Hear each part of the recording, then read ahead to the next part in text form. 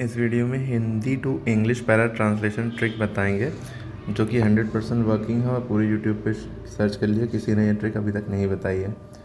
तो इसमें कि क्या होता है, क्या ट्रिक है कि कोई भी पैरा ट्रांसलेशन आएगा और आप कर लेंगे। उसके लिए पैरा ट्रांसलेशन से पहले हम एक सेंटेंस दे रहे हैं, उसकी हिंदी आप सोचिए क्या होगी।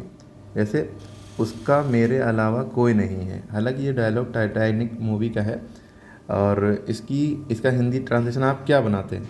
बहुत से बच्चे यही बनाते हैं कि ही, और उसका का मतलब यहाँ पे पता नहीं चल रहा है बॉय है कि गर्ल है, तो इसलिए ही या शी दोनों लगा सकते हैं। इन दोनों में से एक मतलब ही या she has no one but me या एक्सेप्ट मी, यही लिखते बहुत से बच्चे। तो हम जो समझाने जा रहे हैं इसके पीछे की लॉजिक ये है कि बात ये ही है, लेकिन इसको 10 तरीके से लिखा जा सकता है, बस यही लॉजिक है। दूसरा तरीका इसका कहने का क्या है कि I am the only one he she has, सिर्फ मैं ही हूँ जो उसके लिए अवेलेबल हूँ। ठीक है, क्लियर।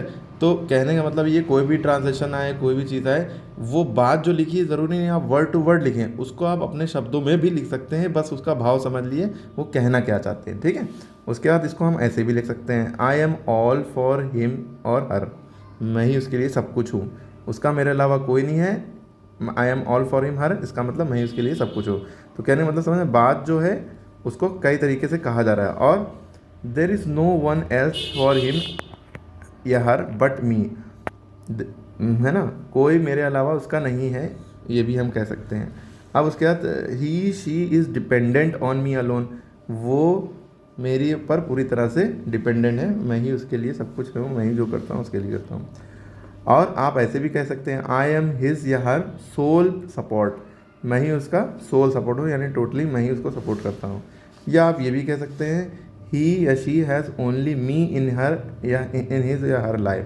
तो कहने मतलब इस तरह से आपको ये समझ में आ गया कि कैसे पैरा करना है। अब देखिए हम करते हैं। अब आपको जब लॉजिक पता चल गई है तो इसको करके देखते हैं। मुझे मेरा गांव बहुत पसंद है। बहुत से बच्चे इसको क्या लिखेंगे, जैसे आप लिखेंगे I like my village very much, लेकिन आप इसको क्या लिख सकते हैं, I love my village very much, ये भी लिख सकते हैं। इसमें क्या लिखा है, I really like my village, ऐसे भी लिख सकते हैं। ठीक है, और आप आई लव माई विलेज भी इसकी जगह लिख सकते हैं। तो ज़रूरी नहीं आप वर्ड टू वर्ड लिखें। उसके बाद यहाँ के लोगों में बड़ा अपनापन है, तो आप लिखेंगे people here are very friendly. Friendly माने दोस्ताना मिजाज, अपनापन होना, इसको भी आप अपने दूसरे शब्दों में लिख सकते हैं। मेरे गांव में कारखाने नहीं है, इसलिए यहाँ प्रदूषण नहीं होता है, यही नहीं है। There are no factories, factories माने कारखाने, there are no factories in my village so there is no pollution. अब इन्होंने इस बात को ऐसे लिखा है, हमने इस बात को ऐसे लिखा है, हम लिख सकते हैं